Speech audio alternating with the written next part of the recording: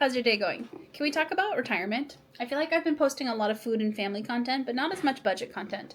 And it is 1/21/2025, and I haven't made my husband's December contribution for his Roth IRA. So I thought this would be a good opportunity to update you on how my retirement is going and how my husband's retirement is going. Because if you remember that 2023, like, let's be real, 2022, 2023, and 2024 for me were all about debt payoff.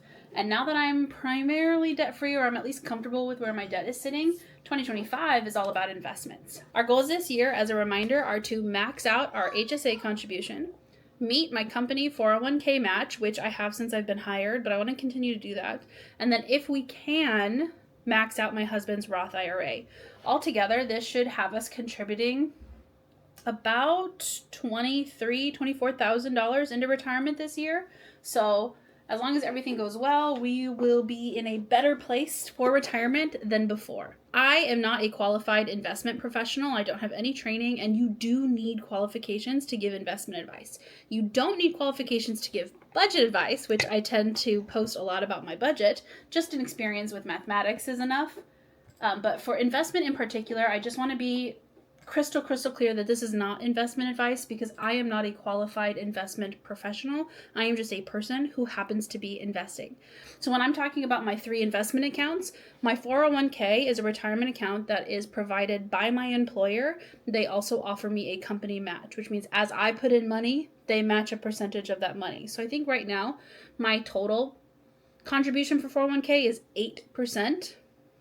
Maybe 9% of my total income, and that is a match from my employer. That's me contributing 5% and my employer contributing 3 to 4%. We also qualify for something called a health savings account, and that is because we pay for a high deductible health insurance. That means my monthly payment for my health insurance, called a premium, is low, but my out-of-pocket costs for those services in the health field are very, very high.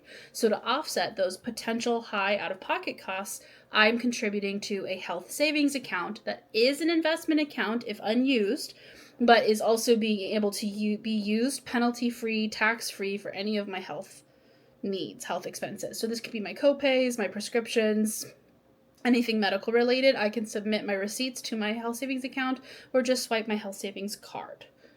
Now, I have not invested my health savings account funds yet, but that is something that I'm looking into in the near future.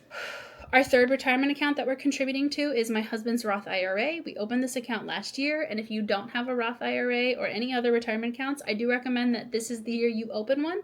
It has a $7,000 per year maximum, so contribute as much as you can. That's about $580 a month, which could be too much, but something in your retirement account is better than nothing in your retirement account.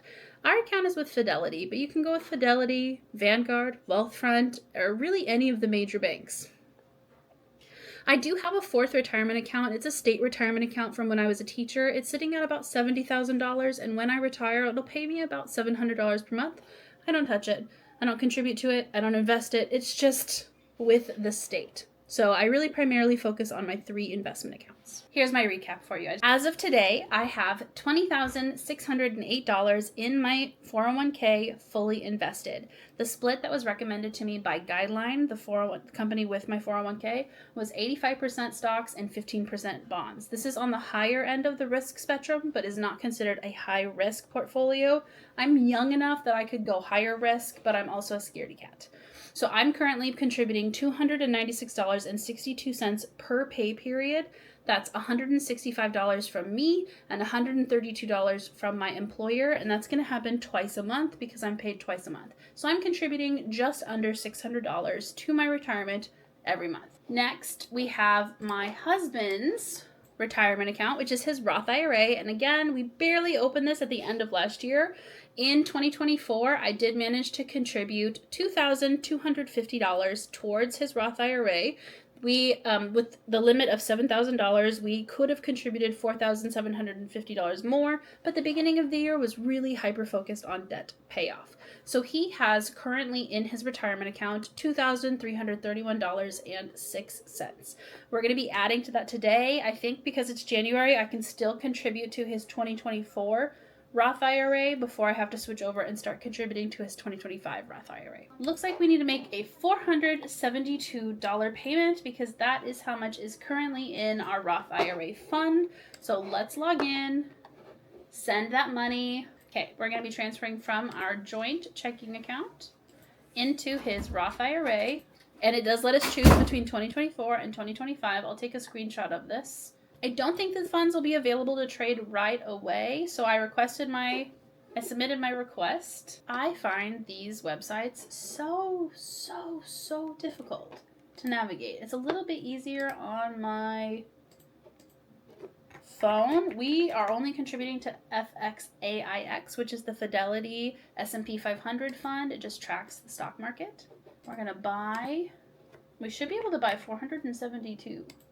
Oh, look, cash available to trade is 472 and 9 cents. So I'm going to leave the 9 cents because I don't know where that's from.